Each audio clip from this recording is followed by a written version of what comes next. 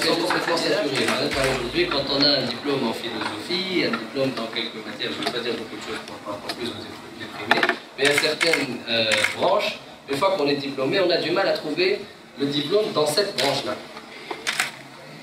D'un autre côté, il y a beaucoup de métiers qui sont complètement nouveaux. Quand vous allez voir les entreprises, elles disent moi j'ai besoin de ça, mais il n'y a pas de diplôme dans ce métier-là. Donc la solution c'est quoi?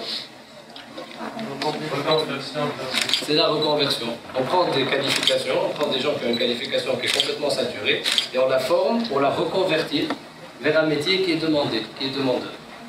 Fais-toi un peu le principe sur lequel on est parti. Donc voilà, c'est de là qu'est née l'idée du corps et c'est de là qu'on dit on a l'introduction, donc c'est de là qu'est partie l'idée du corps. Et donc il y a 1 an et demi ou 2 ans, avec la coopération allemande, je travaille avec la chambre tuniso-allemande de l'industrie et du commerce, et on a présenté ce projet-là à la GIZ. Vous connaissez GIZ? GIZ, l'Allemagne a le flou. C'est-à-dire c'est le ministère du développement, de la coopération internationale et du développement allemand. Donc Allemagne a des flous au GIZ. Au GIZ, bon, je vais faire des projets, par exemple, Tunis achète de l'emploi, de l'environnement, de l'architecture. Donc elle répartit les fonds et elle fait des appels d'offres. Donc là, on a présenté le corps. Voilà, je vends, et donc on a gagné cet appel d'offres-là, et donc on a commencé à préparer le corps. Le corps, chez Yakoumoutou. Le corps, ce sont ses conseillers. Aujourd'hui, Tunis, il n'y a personne pour vous conseiller. Portez les tartes sur le marché de l'emploi. Là, tu as comme il y a un entretien dans nos CA, pour faire ça. Donc nous, on a créé ce métier, le conseiller d'orientation et de reconversion professionnelle. Qui est là de nous conseiller. C'est que les conseillers internes, ils ont, et après vous aurez l'occasion bien sûr de parler avec Ahmed plus le standard avec l'accord. Les conseillers, ils ont fait 3 mois de formation. Chine a des programmes en Allemagne, Chine a les conseillers qui cherchent après on a ramené ici et on a fait une chakchouka tunisienne. Chakchouka, tu comprends? Tu connais la chakchouka? Non? C'est un plat, il faut que tu goûtes. Donc on a dans les chakchouka tunisiennes du programme de formation du conseiller parfait tunisien. Et donc on a appliqué et on a choisi nos conseillers. On a formé 15 personnes et le corps va recruter 6 conseillers. Donc Tawa, on a pris les 6 conseillers, ça y est, on a commencé un peu, on a notre local, on a commencé à aménager. Pourquoi je vous raconte tout ça? Parce que on a des projets sur l'emploi. On a les Suisses, les Français, pas ma chère. Et vous avez raison, il y a beaucoup de projets, on forme, on a la différence qu'on a faite. C'est que nous, on veut absolument créer une structure. Ça veut dire que l'argent allemand va partir, il va rester quelque chose. Il va rester un centre. Le challenge, c'est quoi? C'est de faire vivre ce centre. Il faut qu'on le fasse vivre. Une fois que l'argent de l'Allemagne va partir, il faut faire vivre. Donc on est en train de travailler sur des modèles pour pouvoir voir comment les entreprises vont payer tout.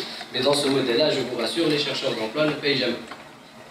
Et vous bénéficiez de quoi? Vous rentrez dans le centre, vous prenez rendez-vous sur le site, vous rentrez dans le centre, vous arrivez au centre, vous rencontrez un conseiller.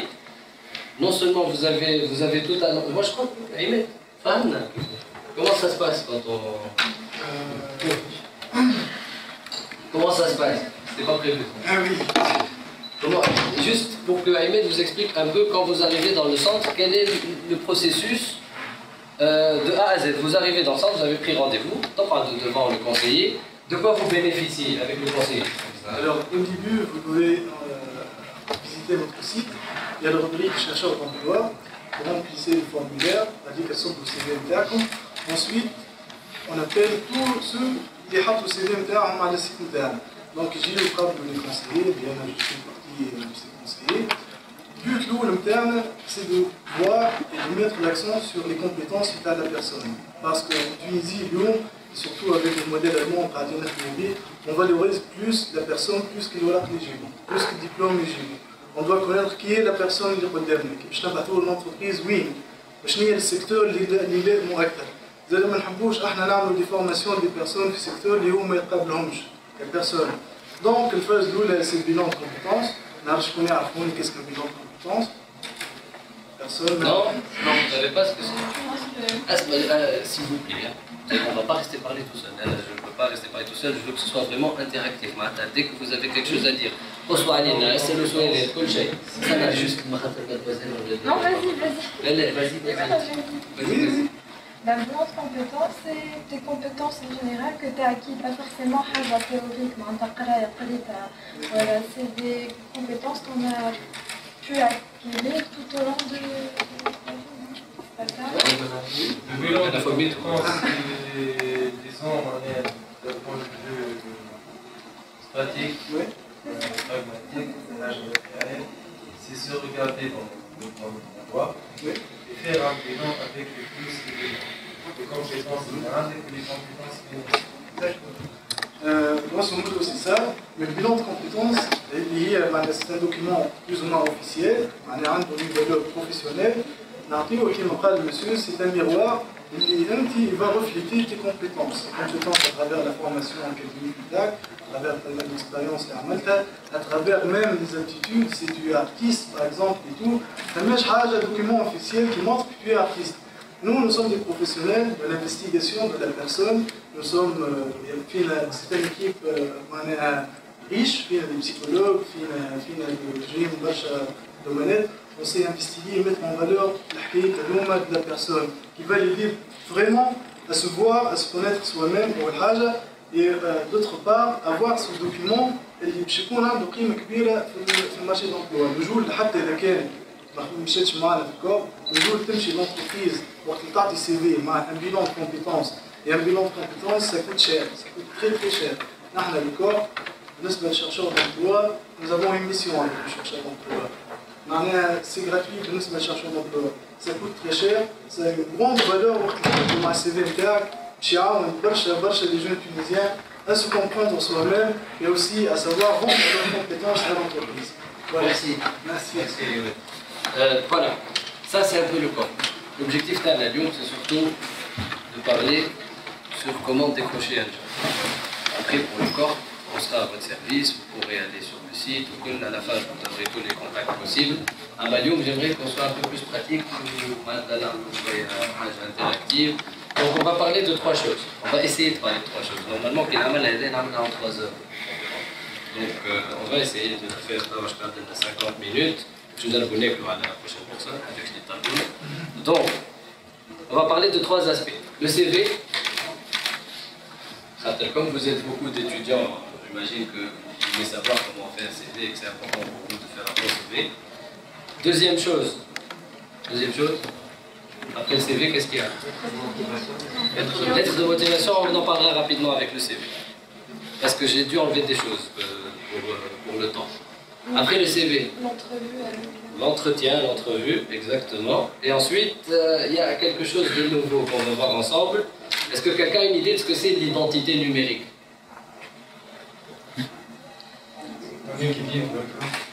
Par exemple, mais en général, notre identité numérique, c'est quoi notre identité? L'activité sur les réseaux sociaux. L'activité sur... En général, notre identité numérique, après tout, la plupart d'entre nous, on vit plus sur Internet que dans la réalité. Donc, on a une vraie identité sur Internet. Donc, cette identité-là, il faut y faire très très attention. C'est un double tranchant. C'est un double tranchant parce que parfois, quand il y a un DRH ou un professionnel qui va voir ça, je suis sûr que Fama Hajjet Hashmin Menou. Donc, il faut faire attention à cacher tout ça. Ok? Voilà, ça, c'est les trois étapes de ce qu'on va voir aujourd'hui. Donc, on commence par le CV. Dans le CV, qu'est-ce que vous faites comme rubrique? Rubrique, qu'est-ce que ça veut dire? Ça veut dire, on ne va pas parler de photos, non et tout, on va en parler après. Mais qu'est-ce que vous écrivez comme rubrique de CV NTAC? Les thèmes. Le premier thème, qu'est-ce que vous allez mettre le plus important? Les coordonnées. Les coordonnées ou études, diplôme. Est-ce que c'est la première chose qu'on met? On va supposer, là, on ne va pas dire étudiante, on va supposer qu'on est sur le marché du travail en général. Quelle est la première chose, la plus importante pour l'entreprise? Expérience. La déclaration personnelle. Déclaration personnelle. C'est-à-dire qui sommes-nous par rapport à nos attitudes. Ah, donc on met un peu une petite chose qui dit genre polyvalent, sympathique, mignon. L'objectif, elle est bas. On commence par. La titularisation. Vous écrivez titularisation comme rubrique. On écrit quoi? Formation. Formation, pas encore. Moi je commence. Je peux te lire? Je peux un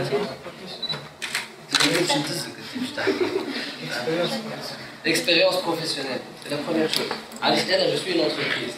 La chose la plus importante pour moi, c'est de savoir ce que vous venez de faire. Et encore plus, tout à l'heure, je ne vous ai pas dit qu'il y avait une grande différence, un grand problème, une adéquation entre l'enseignement supérieur et le marché du travail. Donc le marché du travail, où est-ce qu'il va aller chercher? Il va aller chercher dans le professionnel d'abord pour être sûr que la personne est bonne. Il ne va pas aller chercher dans l'enseignement supérieur parce qu'il sait que l'enseignement supérieur, vous êtes un chouette. D'accord? Donc on commence par l'expérience professionnelle. Si on en a, bien sûr. Ensuite, après l'expérience professionnelle, qu'est-ce qu'il y a? Formation académique. Avant la formation académique, qu'est-ce qu'on fait comme expérience professionnelle? Il y a le travail qu'on fait. Et il y a des stages. Donc ensuite, on va mettre les stages et les formations. Les formations, ça ne veut pas dire que c'est dans le cadre de l'académique. Vous pouvez faire des formations en, je ne sais pas moi, en Belgique. Qu'est-ce que vous allez faire comme formation?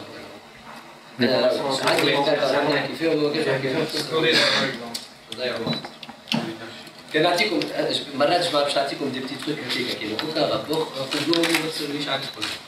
Formation. Comme une formation, elle va vous rendre plus fort parce que, par exemple, il y a des ingénieurs informatiques ici, des gens qui font informatique.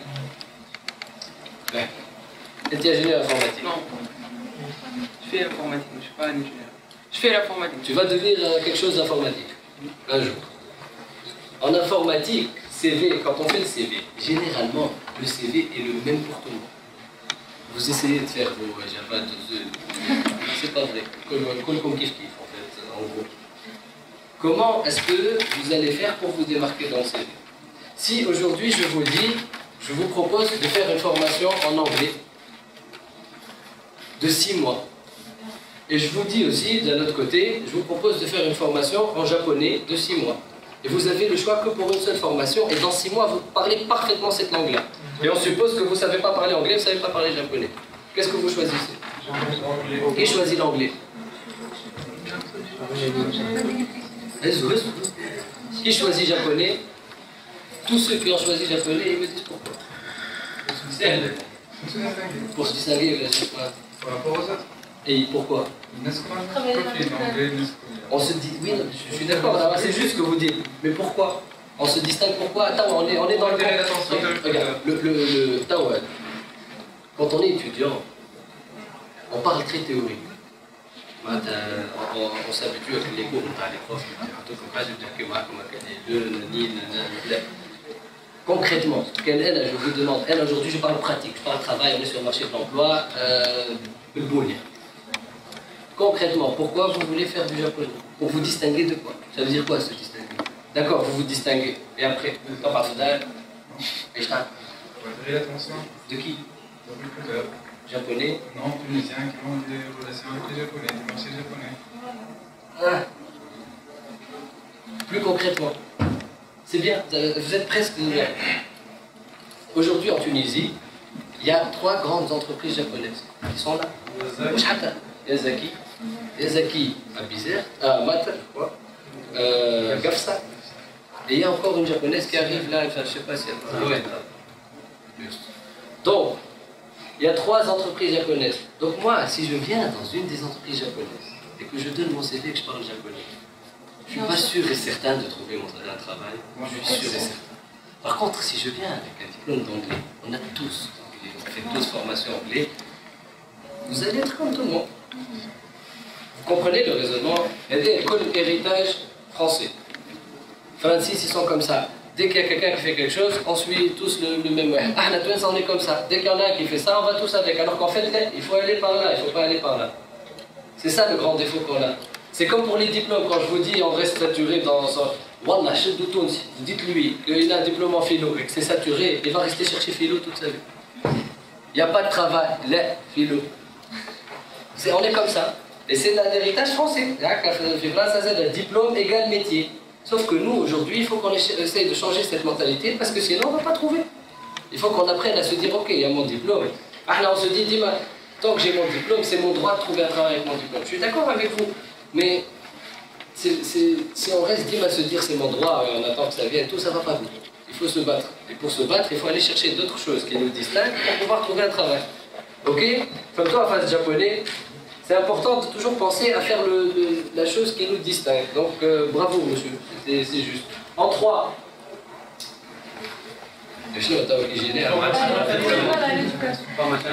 Les études. On met nos études. Dans quel ordre on met? Du plus récent au plus ancien. Autre chose. Mais attends pour l'ordre. 4e. Les activités extra-professionnelles. 4e. Non, la dernière. Les compétences linguistiques. C'est vrai, moi j'ai pas dit, il y en a 6. Hein. Les compétences linguistiques. Non, moi je fais quelque chose avant. Qu'est-ce que vous faites aussi quand vous êtes à l'université? Vous faites des choses qui sont très très importantes. Les activités. Les certificats. Les certifications. Les loisirs. PFA, PFE. Projet. C'est pas important les projets. Les projets de stage, on vient avec des stages. Ça rentre pas avec les stages. Si je fais un PFA, c'est pas un stage. Un PFA. Ah, comment? Peut-être à la fin. Projet de fin d'année. Projet stage. Voilà. Et mais là, en général, ça peut être un projet qu'on écrit. Et ce projet qu'on écrit, c'est quoi le CV? Le CV, c'est quoi son but? C'est quoi son objectif? Pourquoi je rédige un CV? Théorique. Faculté. Pour présenter un témoignage. Théorique. Faculté. Pour présenter un profil intéressant au recruteur. Donc, pour Avoir un job. avant le job. Et des CV, quand tu dis au recruteur, tu as un job direct. Qu'est-ce que tu as? Maximiser mes chances pour l'insertion. Théorique. Se faire vendre. Laisse-moi, je ne suis pas prof de. Je déteste les trucs de doctorat. Pratique, pratique. As-tu dit des Vendre choses son pratiques? profil. Vendre son profil, pourquoi? Mettre en valeur mes expertises. Pourquoi? Attirer l'attention de l'embaucheur. ليه السي ما يعطينيش جوب فما حاجه نسيتو Attirer l'attention, je vais parler. allez entretien. Wow. Il y a un entretien après le CV. Ça va de soi. Là, ça va pas de soi apparemment. C'est pas tout. Un entretien. Allez, c'est parce que ça change tout. On rédige plus le CV de la même manière. Si on écrit tout, combien après là, dites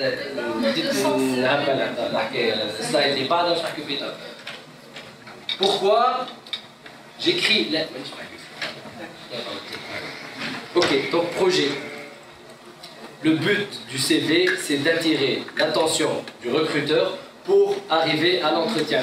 Mais c'est son là. Combien le CV doit avoir de longueur? Au maximum de pages. 2 pages au maximum. Jérima. À votre âge, je ne sais pas, qu'est-ce que vous mettez dans 2 pages? Pour les étudiants, c'est une soirée. Enfin, 2 pages, si ça dépend. Une seule page. Une seule page, maximum. Maximum. D'accord? Et pourquoi Tawa, ça devient logique par rapport à l'histoire d'entretien? À la khater, si vous écrivez 2 pages, ça veut dire que vous allez mettre toute votre vie. Et pourquoi je vais vous appeler, moi, si je connais toute votre vie? Ça ne sert plus à rien. Un entretien, c'est Tchahili, donne-moi envie, fais-moi goûter. Moi, je me dis, ah, j'ai envie de le voir celui-là. Il me donne envie, je ne sais pas, il y a quelque chose. Donc, quand j'écris mes projets, les informatiques, quand vous écrivez vos projets, vous écrivez le titre et vous mettez Haka. J'ai fait, je ne sais pas quoi, je m'en fiche complètement. Juste, on écrit juste le titre du projet. Pourquoi? Parce que si on écrit juste le titre du projet, on va regarder le titre et on va dire, ah, allô, le titre. Par exemple, là, j'ai fait un mémoire en licence. J'avais fait inégalité sur le marché du travail, les femmes. Si ça tombe sur recruteur, voilà, qui lit inégalité sur le marché du travail, femmes, Celui-là, j'ai envie de le voir pour lui demander qu'est-ce qu'il a trouvé comme résultat et tout. Sauf que si je lui donne les résultats, c'est fini. Et plus vous écrivez, plus vous donnez de chance au recruteur de trouver quelque chose qu'il n'aime pas. Donc minimum. Mais le but du chahio, n'oubliez pas l'objectif du CV. C'est ça l'objectif du CV, c'est de donner envie au recruteur de vous appeler, de vous dire viens, j'ai des questions encore, j'ai envie de tout savoir. Ok? Qu'est-ce qu'on met en 5e? Là. قلتوها langue et ديما مع بعضها فما زوج ديما عندهم مع بعض. langue ديما حاجة compétence langue. Et donc ma compétence langue, compétence c'est tout ce qui est je sais faire je sais pas internet, Microsoft Office, je sais pas quoi. حاجة أخرى conseil pour les informaticiens tant qu'on y est français. Surtout quand vous écrivez les 25 lignes, Java 2E, on sait très bien, les femmes à un mot pour le tour, qui regroupe 10 de ceux que vous écrivez. Donc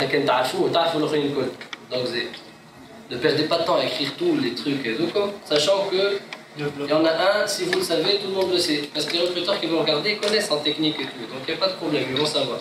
Donc ne rallongez pas pour rien, ok? Donc vous mettez les compétences et en langue. Bien sûr. Et j'ai aussi, d'habitude, je prends une demi-heure sur cette histoire-là. Français, excellent. Anglais, excellent. La fois, ça sert à rien. Ça sert à rien. Parce que moi, quand je vois français, excellent. Allô? Bonjour, comment allez-vous? Je vous appelle pour avoir une information sur vos études, s'il vous plaît. Est-ce que vous pouvez me raconter votre parcours? Hein? Excellent. Donc, et c'est dommage, hein? À la fin, quand on regarde tout le CV, tu as des trucs très très positifs, très sympas.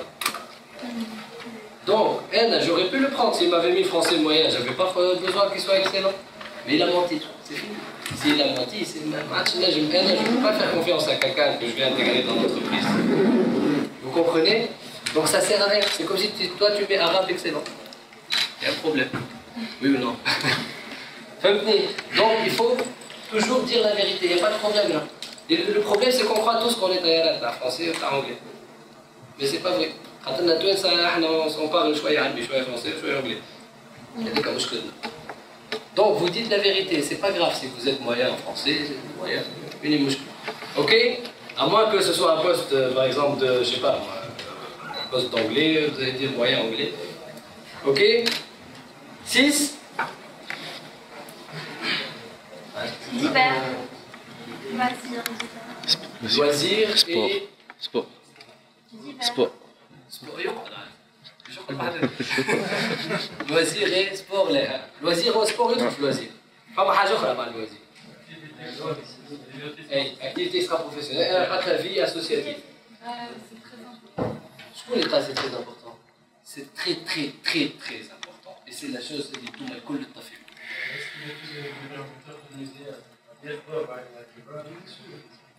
Ça a changé. Ça change tout, les sociétés. شوف عاش نقول لك حاجة. شنو تحطوا انتوما؟ تحطوا natation, foot, peinture, cinéma, musique. Qu'est-ce qu'on a dit tout à l'heure sur le japonais et l'anglais? C'est l'endroit où tout le monde met la même chose. C'est le seul endroit du CV où vous avez une chance de vous démarquer auprès du recruteur. Et c'est le seul endroit où il parle qui m'a laissé. Incroyable. Vous avez une chance de dire non, en fait, moi, là, c'est votre personnalité. Tout ça, c'est professionnel. C'est qu'est-ce que vous êtes techniquement. Là, c'est qui vous êtes, votre identité. Et malheureusement, vous mettez anglais, cinéma, musique. Ou mal, politique. Vous avez l'occasion de dire au recruteur, là où je fais informatique comme tout le monde, mais là, je participe à, je sais pas moi, je suis dans une association pour aider sur la misère dans le monde. Comme tout. Je veux dire quelque chose aussi. Si vous avez remarqué, les rubriques du CV, on commence toujours du plus commun au plus spécifique. L'expérience professionnelle, on a 80% des chances de trouver par exemple 50 واحد كيف كيف. كل ما نقدموا كل on va filtrer أكثر. Stage et formation, je laisse كل كيف كيف. Les études, encore moins. Les projets, encore moins.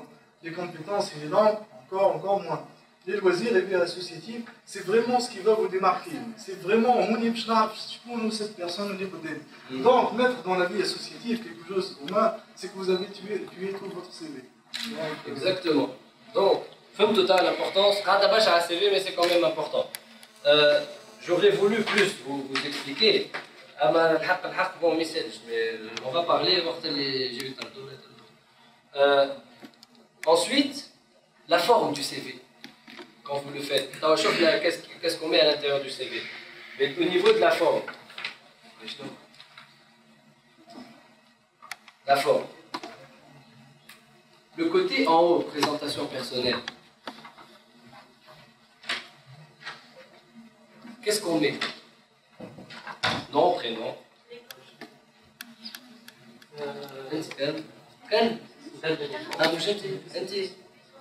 Les coordonnées, je parle de les coordonnées.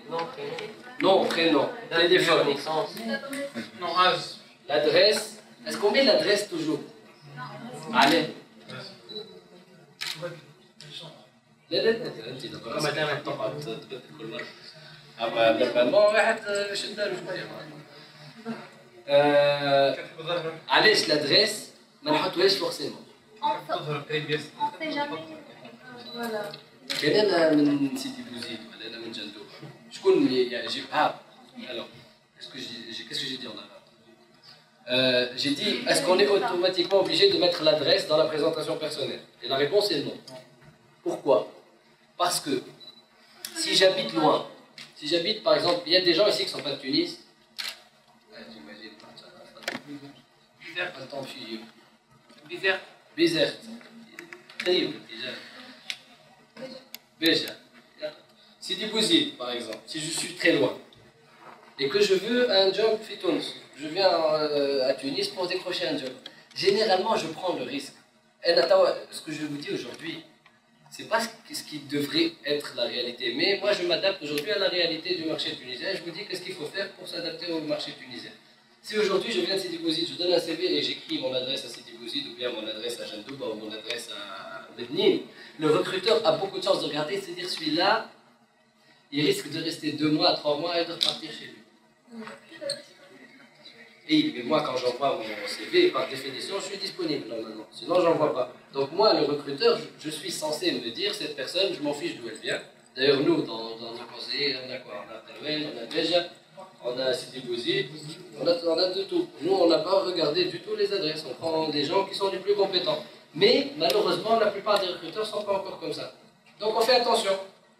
On ne met pas forcément l'adresse quand il y a un problème comme ça. Si je suis de Tunis et je vais à Sfeqa, je vais éviter. Je vais mettre plutôt l'adresse de quelqu'un que je connais à Sfeqa, soit de quelqu'un que je connais à Tunis, chez qui j'habite.